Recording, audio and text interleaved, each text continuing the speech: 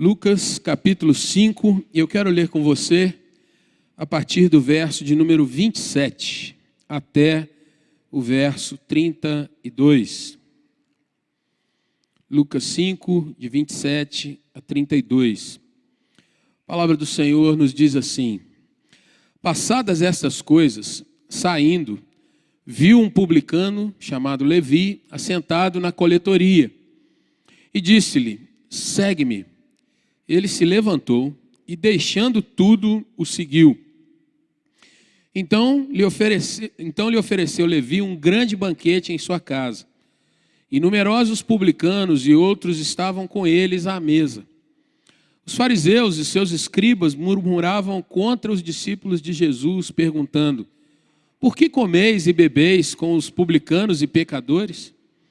Respondeu-lhes Jesus: os sãos não precisam de médico, e sim os doentes. Não vim chamar justos, e sim pecadores ao arrependimento. Vamos orar, queridos irmãos, mais uma vez, rogando a Deus a sua bênção na compreensão da palavra nesse momento. Senhor, a tua palavra foi lida, e eu te peço nessa hora que o Senhor nos dê não apenas a compreensão dela, Pai, mas principalmente, ó Deus, a tua palavra, aquilo que o Senhor quer ministrar ao nosso coração e à nossa mente. Cuida de nós, ó Deus, para que possamos realmente, ó Deus, ter a tua palavra no nosso coração, na nossa vida, no dia a dia, Pai, entendendo o que se passa aqui nesse texto e trazendo para a nossa vida os ensinamentos para que possamos te servir melhor, crescer contigo e avançar, ó Deus, no Evangelho do Reino. Oramos, ó Deus, te pedindo que o teu Santo Espírito cuide de nós. Assim, em nome de Jesus, te rogamos e já te agradecemos. Amém, Senhor Deus. Amém. Querido irmão, querida irmã, o que é o Evangelho para você? O que é essa palavra na sua vida, na sua caminhada? Se é apenas uma palavra, um verbete, o verbete que vem do grego e nós traduzimos como as boas notícias, as boas novas. O que são essas boas novas na sua vida, na sua caminhada? E quando nós perguntamos isso, de imediato vem também as implicações. Se nós temos tido uma vivência no Evangelho, se nós temos tido o privilégio de, ao entendê-lo, entender também que nós podemos compartilhar, entender que ele pode ser, de fato, algo grandioso, poderoso, de uma maneira que talvez a gente nem venha a imaginar de tão grande. Ainda como informação e como introdução, muitas vezes, irmãos, nós vemos nesses nossos dias que o Evangelho atinge apenas uma área da nossa caminhada. Algo que a gente faz até mesmo determinados cortes, no sentido de que naquilo que traz o bem imediato, a questão de que eu olho para alguns aspectos da minha vida que eu quero melhorar, que eu posso melhorar, o Evangelho me é favorável. Então, eu pego as melhores palavras de Jesus, aquelas palavras que estão mais ligadas, por exemplo, à vitória diante dos desafios, derrubando gigantes, passando pelos vales, pelos montes e tudo, eu faço um arrazoado disso tudo e aquilo eu coloco para dentro. E Jesus passa a ser, então, aquele que anda comigo no sentido de me conceder grandes vitórias. Porém, quando o Evangelho traz a questão de que a gente tem luta, o Evangelho traz a questão de que a gente precisa de esforço, né? A gente precisa se doar. Versículos como aquele assim: se você quer vir após mim, negue-se a si mesmo, tome a sua cruz, então vem me seguir. Às vezes a gente faz algum tipo de gradação e fala: com esses aí, eu até pego conhecimento, mas não é o que eu quero de fato. Então a gente faz cortes, a gente seleciona pedaços do Evangelho. A gente pode usar o Evangelho para determinada área da nossa vida. Então, por exemplo, área profissional, determinadas coisas o evangelho não pode entrar. Afinal de contas, é onde entra a competição, a competitividade, é mercado, é aquela área que eu sei que se eu facilitar, o concorrente me passa. E aí o evangelho nem sempre atinge isso aí. Para algumas situações, irmãos, isso é muito claro. Alguns estudiosos colocam como esferas de atuação da nossa vida, em que o evangelho, em algumas delas, por exemplo, na família, no dia tal, naquele lugar, o evangelho é pleno.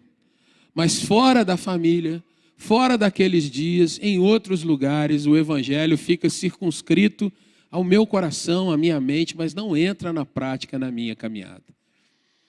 Olhando para esse texto, irmãos, e para a experiência de Levi, a gente pode tirar algumas conclusões que eu gostaria de compartilhar com você nessa noite. E eu quero compartilhar essa expressão, o tesouro do evangelho.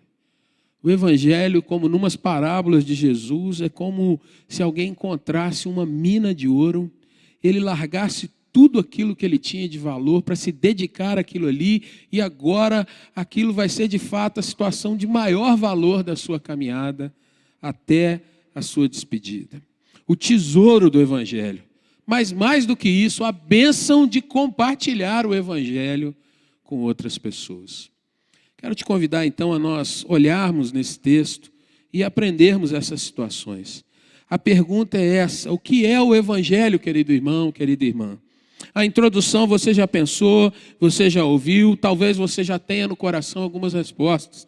Mas olhando para esse texto, a pergunta o que é o evangelho encontra a sua primeira resposta aí nos versículos 27 e 28. O evangelho, querido irmão, querida irmã, é o maior e o melhor tesouro que um ser humano pode encontrar. O texto começa a nos mostrar, irmãos, que naqueles dias, se você voltar até o verso 12, você vai ver Jesus poderoso, Jesus agindo realmente cheio de graça e de bondade, curando alguém de sua lepra. Logo depois, Jesus vai fazendo mais outros sinais maravilhosos e se retirava para lugares solitários para orar. E acontece então, depois de a cura de um leproso, lá no verso de número 12, Jesus está na região de Cafarnaum e ele vai curar um paralítico. E é aquele texto de que uns amigos levam esse paralítico até Jesus para que Jesus possa curá-lo. Pois bem, Jesus cura aquele homem e as pessoas estavam maravilhadas. O verso 26 diz, todos ficaram atônitos, ficaram meio que em êxtase. Por quê? Porque eles estavam possuídos de temor, davam glória a Deus e eles declaram, no final do verso 26, hoje vimos prodígios, vimos maravilhas. Passadas essas coisas, Jesus está pelo caminho e ele passa numa guarita da coletoria de impostos. E ali estava um homem, aqui na narrativa de Lucas, chamado de Levi, mas nos textos dos sinóticos paralelos, é Mateus quem se coloca com esse chamado e essa situação. Irmãos, o evangelho é o maior e melhor tesouro que um ser humano pode encontrar, porque ele implica numa total mudança de vida. O evangelho, quando atinge a nossa caminhada, irmãos, ele não fica só na nossa mente e a gente assimila intelectualmente as posições bíblicas, as parábolas de Jesus, os seus atos, e a gente continua na nossa vidinha. Não, quando o evangelho chega de fato, tudo em nós é transformado. A nossa expectativa de vida, o nosso olhar para o passado e para o futuro, todas as coisas vão ganhando agora uma cosmovisão dada por Deus sobre tudo e todos. E olha para o seu texto para você ver o que acontece com Levi ou Mateus. O verso de número 27 diz que Jesus diz para ele, segue-me. Ou seja, passa a andar comigo de fato. E o verso 28 diz que ele não fica ali se agarrando no seu emprego. Ele não fica ali pensando na sua situação, quem vai me sustentar, como eu vou viver daqui para frente. É para te seguir para onde? Você vai para um lugar perigoso? Você vai trazer situações com as quais eu não concordo? Não, irmãos, o texto diz que ele se levanta e deixa tudo para trás. Deixa tudo para trás e passa a seguir Jesus. Sabe, irmãos, quando nós temos uma vida sem Cristo, nós carregamos os nossos valores, pensamentos, as nossas opiniões sobre todas as coisas. A sociedade tem o seu modus operandi, tem os seus conceitos, e nós somos levados por ela. Paulo, escrevendo aos Efésios, diz: olha, vocês estavam mortos nos seus delitos e pecados. E a questão de estar morto é, você não reage, você não tem nenhum tipo de sentimento em relação ao que está acontecendo na vida, a não ser os próprios valores que são comuns a todos os homens. Nós pensamos em que temos que nos alimentar, que temos que ganhar um dinheiro para cuidar da nossa casa, que os nossos filhos precisam crescer. Nós pensamos como todo mundo pensa, mas nós não temos nenhum tipo, irmãos, de visão de fato, de amor pelo ser humano, sem que seja um amor de troca. Eu só entrego se eu recebo. Nós não temos nada, irmãos, de valores que vão além desses comuns, e não pensamos, por exemplo, na nobreza que é se doar por alguém, se dar por alguém de fato. Paulo, escrevendo aos Romanos, ele diz assim: olha, pode ser que por alguém muito bom, ou por alguém muito querido, que seja do meu coração, eu me anime até a entregar a minha vida. Mas, quando ele compara o amor verdadeiro, ele diz: Deus prova o seu próprio amor para conosco, porque ele se deu, se entregou, deu o seu Filho por nós, enquanto nós somos ainda pecadores, somos aqueles seus inimigos, não queremos estar com Deus, não gostamos de obedecer e de dar a nossa vida em obediência a Deus. Irmãos, tudo de ruim que se apresenta para nós ganha um novo sentido quando conhecemos o poder do Evangelho. Se você quer entender um pouco mais, a gente vai abrir esse texto então para você. Quem era um publicano naqueles dias de Jesus? Ele era visto como um ladrão, como um usurpador, um fraudador dos seus patrícios, dos seus concidadãos, porque era um judeu que recolhia dinheiro dos outros judeus para entregar para Roma. Era alguém que não podia ter nenhum tipo de medida de misericórdia. Olha, quanto você colheu lá na sua plantação de milho? Essa parte vai para Roma e está acabado. Veja os seus animais que você está cuidando aí. Essa parte aqui é de Roma e não tem choro. E a pobreza dos judeus em determinados momentos não era observada. As situações de saúde, de dificuldade mais prementes não eram observadas. O publicano simplesmente chegava: me dá a parte que tem que ser dada para Roma e está acabado. Irmãos, o publicano era desprezado então pelos seus concidadãos. Poderia ser parente, poderia ser vizinho, poderia ser o que for. Ele tinha dinheiro, porque muitas vezes acontecia dele mesmo segurar uma parte do dinheiro para si. E você vai se lembrar disso, por exemplo, quando a experiência de Zaqueu é contada. Jesus diz: hoje houve salvação nessa casa. Por quê? Porque Zaqueu vai demonstrar que se ele havia fraudado alguém na questão da coletoria de impostos, ele estava disposto a devolver. E não só devolver, como 4 vezes mais ele colocaria. E aí Jesus diz: de fato, houve salvação nessa casa hoje.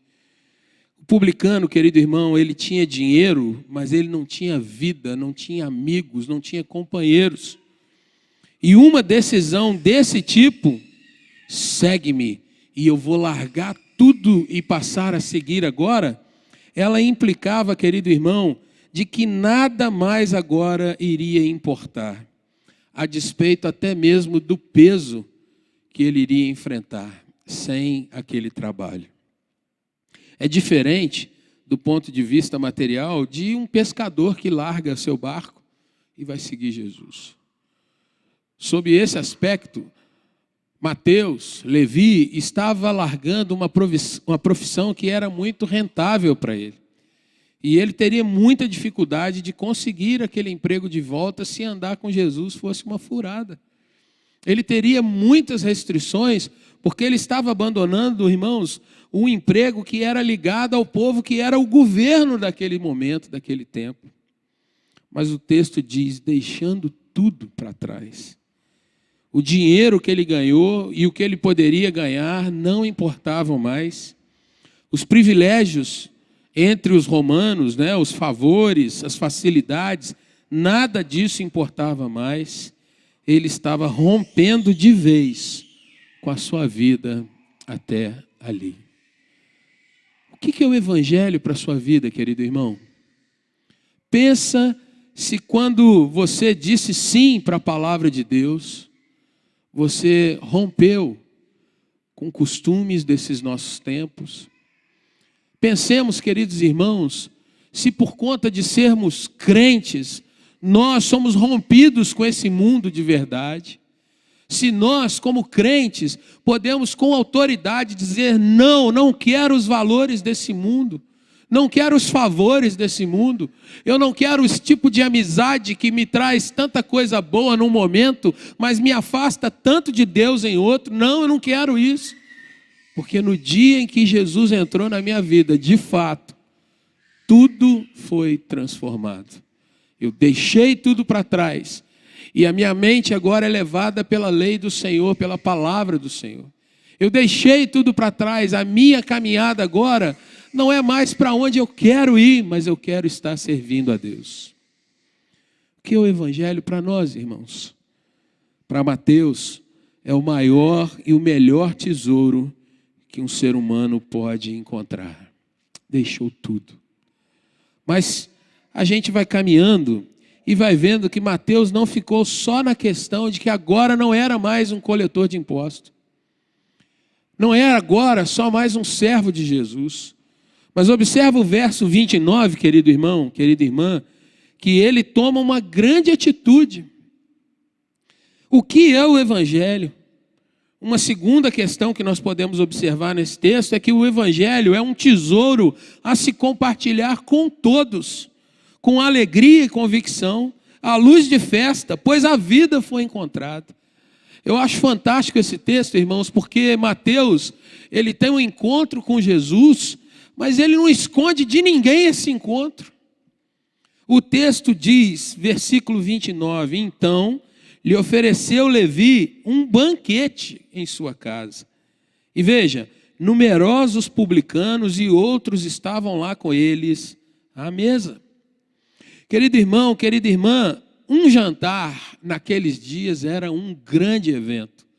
Um jantar era algo que trazia grande despesa para quem organizava, porque ele iria preparar muita comida, ia ter bebida, ia ter realmente refeições para bastante gente, não era para poucos, e o texto está asseverando isso. E olha que coisa interessante, ele, agora ex-publicano, ex-coletor de impostos, ele faz um jantar para Jesus. E quem ele chama? Toda a sua turma de trabalho. Ele chama toda a sua turma de conhecidos, toda a sua, digamos assim, todo o seu métier está convocado para estar naquele evento. Imagina uma noite dessa, queridos irmãos. Eu me lembro, quando morava em Belo Horizonte, num ano e meio que passei ali, numa noite eu fui chamado para um evento. E a pessoa que me chamou era alguém conhecido e disse, olha, eu estou em Belo Horizonte, queria te convidar para um evento hoje à noite, você ainda pode levar mais um amigo se você quiser, mas é só um. E eu cresci o olho, né, pensando naquela assim, poxa, evento?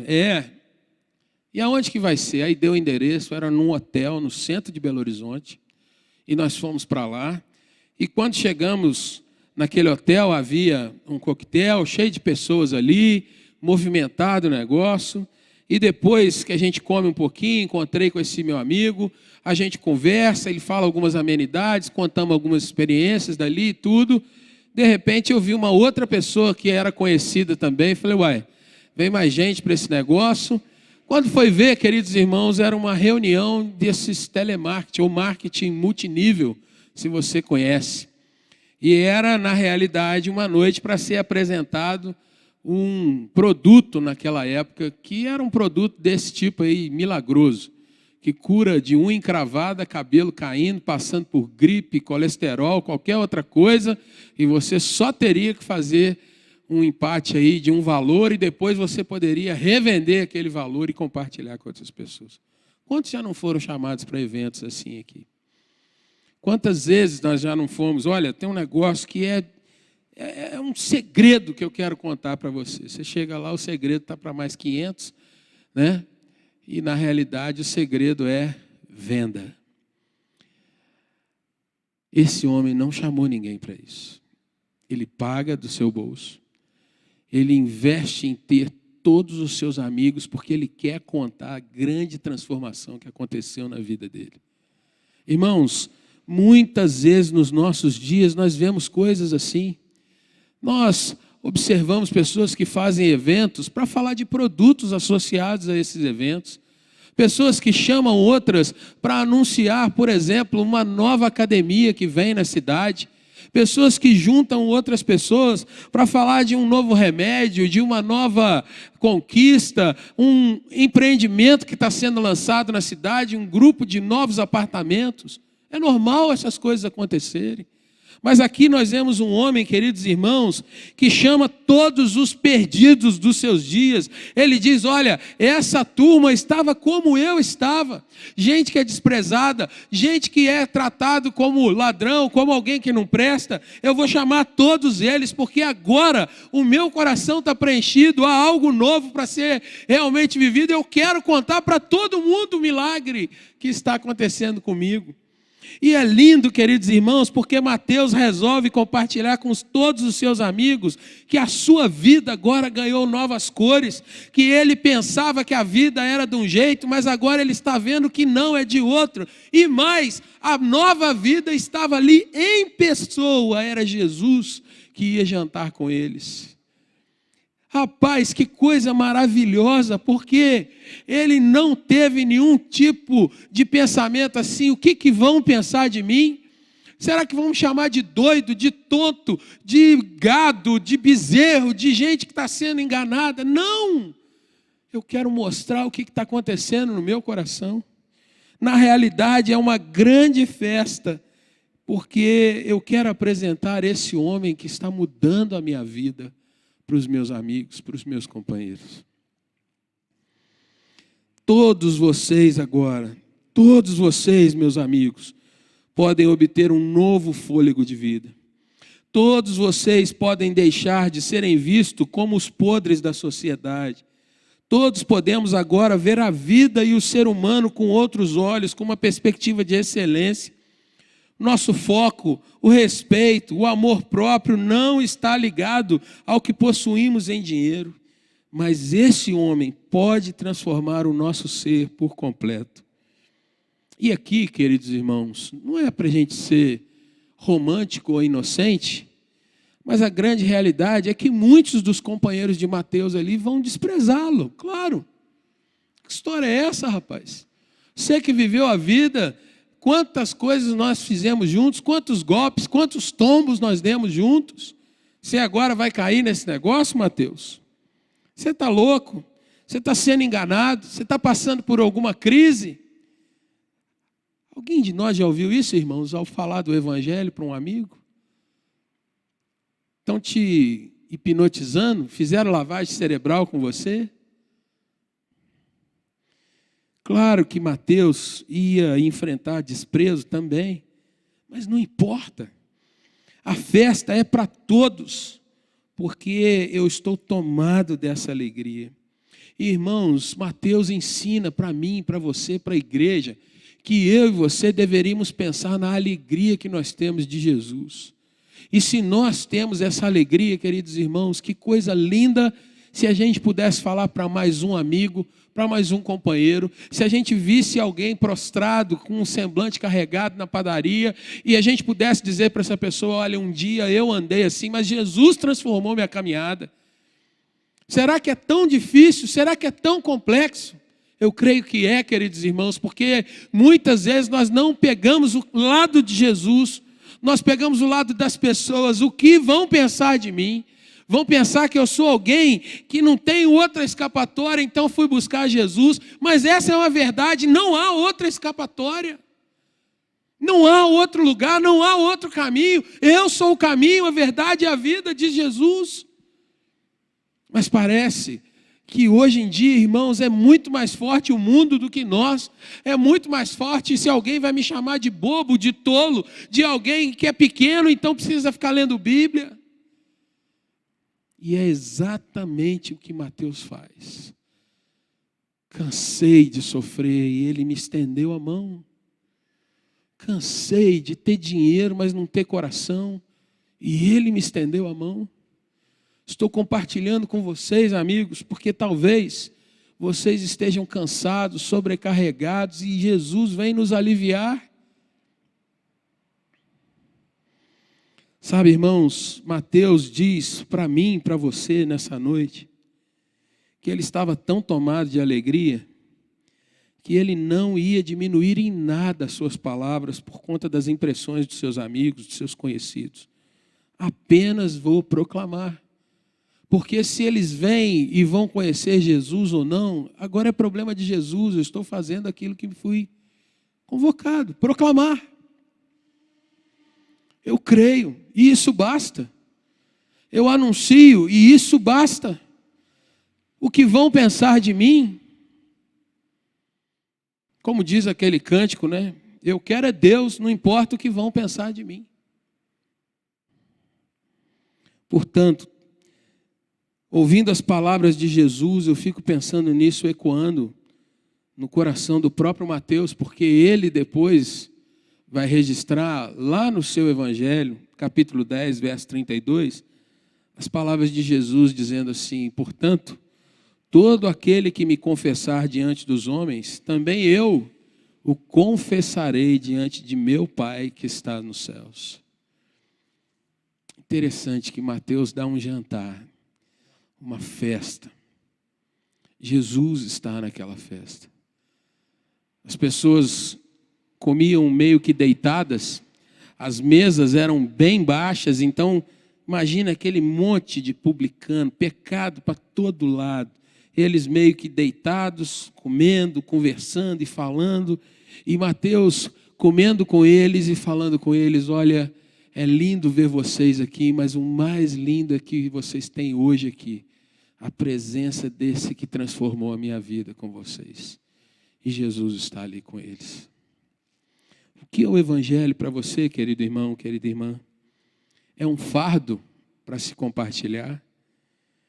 É uma luta porque entra a nossa personalidade, os nossos medos? Para Mateus era um tesouro que se compartilha com todos, com alegria, com convicção, num momento de festa, porque a vida foi encontrada. A vida foi encontrada. Mas há uma terceira questão, queridos irmãos. O que é o Evangelho? E agora quem vai falar o que é o Evangelho já não é mais Mateus, mas é Jesus. E veja o que acontece, não são os amigos de Mateus que o impedem, que o constrangem diante daquela situação. Mas o que acontece? Naquela casa havia festa, havia comida, havia barulho, havia palavras de alegria. No entanto, do lado de fora da casa estavam os fariseus, estavam os escribas. E por que eles estavam do lado de fora da casa? Porque eles sim eram santos. Eles sim eram aqueles que não podiam se misturar. Então, não podendo se misturar, mas sabendo que Jesus, que era aquele que as pessoas estavam dizendo: hoje vimos prodígios, vimos milagres, hoje vimos grandes coisas. Esses fariseus e escribas sabiam que Jesus estava naquela casa. Eles chegam ali e talvez escutem a música. Eles veem um movimento de gente naquele lugar.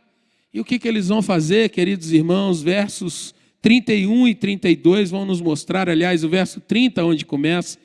Eles vão questionar os discípulos de Jesus que estavam ali. Como é que vocês podem comer com esses pecadores?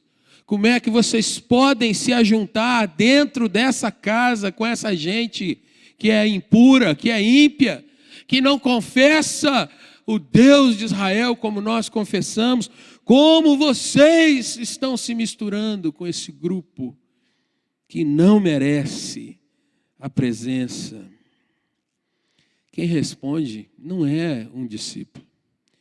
Quem vem para a conversa agora é o próprio Senhor, irmãos. E o que é o Evangelho? Jesus vai mostrar, falando aos fariseus e aos escribas, que o Evangelho é o remédio para a alma aflita, é a luz para quem está no escuro, é a vida para quem está morto. E aqui, irmãos, olhando para os nossos dias, quando nós pensamos na nossa cidade, os comportamentos que a gente tem visto nesses últimos tempos, quantas vezes no nosso coração nós repudiamos tais coisas? Quantas vezes, queridos irmãos, nós condenamos tais atitudes, porém, nós não levamos o que é a vida de verdade para essa cidade, para esse povo. Eu não digo, irmãos, que nós não tenhamos que ser, de fato, criteriosos, assertivos. Aquilo que está errado tem que ser denunciado, tem que ser colocado mesmo diante da luz para que seja visto que isso não presta. Porém, cada pessoa diante de nós, querido irmão, pode estar passando exatamente pela situação daqueles publicanos, pela situação que Mateus estava. Cada um pode passar, irmãos, como nós vemos aqui, por situações de dor, de sofrimento, e não sabe, não tem visto aonde encontrar luz para a sua vida, não tem visto aonde há alimento para a sua alma. Quantas pessoas, às vezes perto de nós, no nosso trabalho, no nosso grupo de amigos de escola, de faculdade, ou de curso, ou de qualquer outra coisa. Os discípulos de Jesus estão sendo criticados. Os donos da lei, os beatos de plantão estão ali, não perdiam a chance de criticar para derrubar. Ajudar, não, de forma nenhuma. Estavam do lado de fora de casa, porque a casa não era digna da presença santa deles. Esses discípulos não sabem que publicanos não merecem ouvir ensino sobre Deus. Interessante, né? Gente para criticar e se achar superior nunca falta. É gente que está em outro patamar, né? Não pode se misturar. Gente para achar defeito nunca falta. Mas Jesus não perde tempo com isso.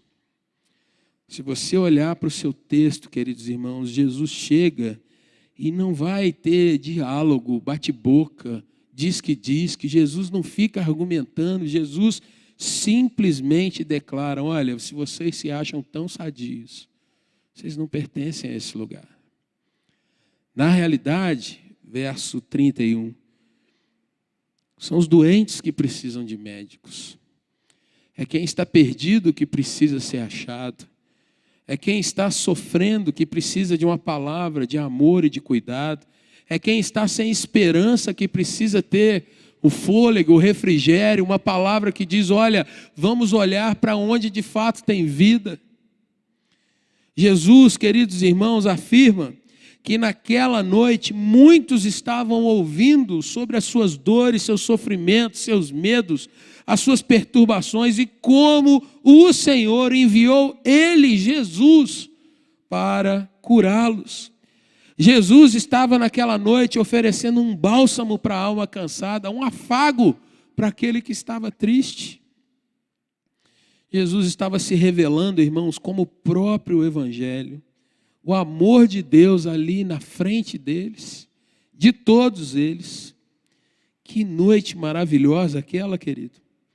O Evangelho chegou para muitos que não viam esperança na sua vida, viam apenas uma religiosidade vazia no meio dos fariseus, escribas, dos saduceus e tantos outros partidos religiosos que haviam naquele tempo. Mas muitos publicanos agora, pelo testemunho de Mateus, conheceriam a verdade, seriam libertos. Muitos que eram desprezados agora iriam abandonar aquele estilo de vida antigo e começaram a nova caminhada. É lindo porque a palavra não fala quantos, ela não tem essa preocupação, isso pertence ao Senhor. Ela não fala o que aconteceu depois, mas ela nos dá uma visão, irmãos, de um tempo realmente que mostra que Jesus entra aonde as pessoas menos esperam e da forma como elas menos esperam. Caminhando para o final dessa palavra, a pergunta persiste: o que é o Evangelho? Como vivemos o Evangelho hoje, irmãos? E eu gostaria que você começasse a pensar novamente nessas perguntas que eu vou fazer para você. Jesus Cristo é o tesouro que você encontrou na sua jornada? Se você ainda não tem certeza sobre isso, hoje pode ser a noite de você realmente se avaliar e pensar: quem é Jesus para mim? Quem é Jesus na minha caminhada, na minha história? Talvez seja a noite de você fazer uma oração e pedir: Jesus, tantas vezes eu ouvi sobre ti, mas eu mesmo ainda não te conheço. O Senhor ainda não é o dono da minha estrada, da minha história. Eu ainda não estou te seguindo com tudo que eu tenho, com tudo que sou. E eu gostaria de conhecer o Senhor hoje. Talvez, irmão, irmã, Jesus já seja o tesouro da sua caminhada. Talvez você ore, talvez você seja alguém realmente apegado à leitura da Bíblia. Mas a pergunta que vem logo depois dessa, olhando o testemunho de Mateus, é: como nós temos compartilhado o Evangelho? Com o coração aberto, com alegria, mesmo diante dos julgamentos equivocados, mesmo diante dos fariseus dos nossos dias, dos escribas dos nossos dias, nós temos proclamado de alguma forma o Evangelho.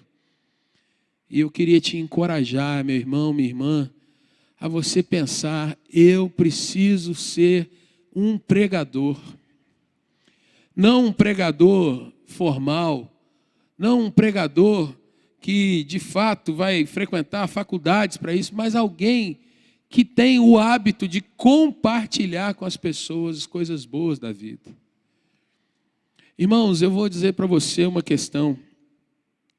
Eu mesmo, CPF, se eu estou conversando com alguém numa fila de banco e a pessoa fala de alguma questão de saúde comigo, eu não tenho facilidade para chegar e falar assim: olha, ouvi de alguém que tal remédio é bom, ou esse chá é bom.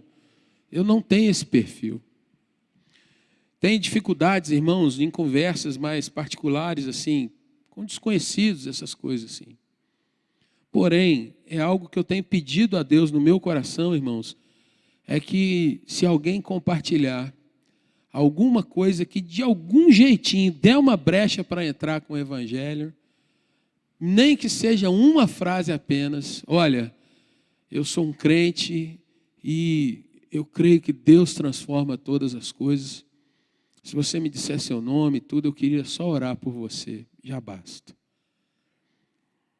Não estou querendo te falar aqui, querido irmão, de você talvez organizar grandes coisas para falar do Evangelho, mas ter o Evangelho como você fala de um café, de um pão, de algo tão simples, mas falar do Evangelho com seus amigos, seus familiares, orar por isso, pedindo que Deus te dê oportunidade.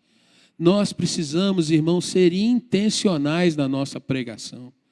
Senhor, me dá a oportunidade de falar com hoje, uma pessoa hoje. E na hora que for essa pessoa, Senhor, que eu tenha realmente a percepção que vem de Ti, para que eu possa abrir os meus lábios e testemunhar. E testemunhar o quê? Testemunhar quem é você. Testemunhar da sua fé, da sua esperança.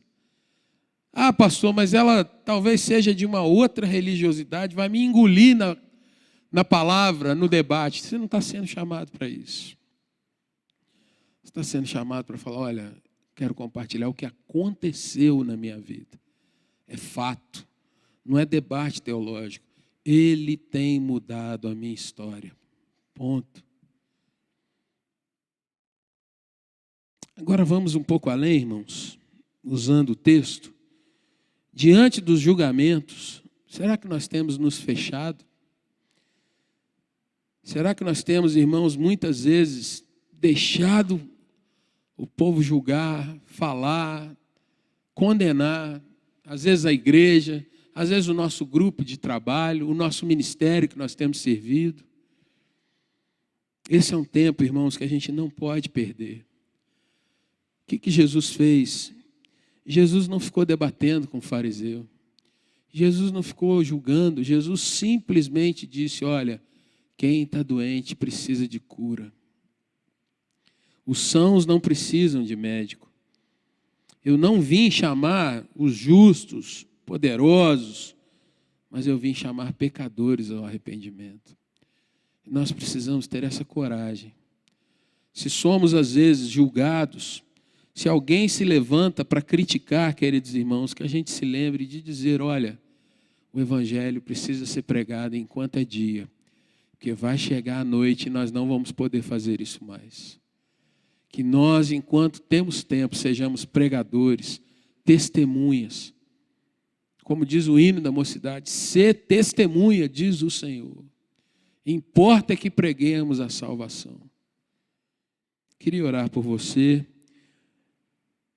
com você. Queria te pedir que fechasse seus olhos para a gente orar. O que é o evangelho, querido irmão e irmã? O maior e melhor tesouro que um ser humano pode encontrar. Mateus encontrou. O que é o evangelho? Um tesouro a se compartilhar com todos, com alegria, convicção. A vida foi encontrada. Mateus organiza um jantar para os seus amigos para falar de Jesus e sobre Jesus. O que é o evangelho? Palavras de Jesus é o remédio para a alma aflita, a luz para quem está no escuro, a vida para quem está morto. Quantos perto de nós, batendo suas cabeças, perdidos, e nós temos a resposta para esse tempo. Que o Senhor nos inspire a falar, a viver, a convidar pessoas para um jantar especial, um jantar de vida, e não apenas um bate-papo, compartilhar da palavra de verdade.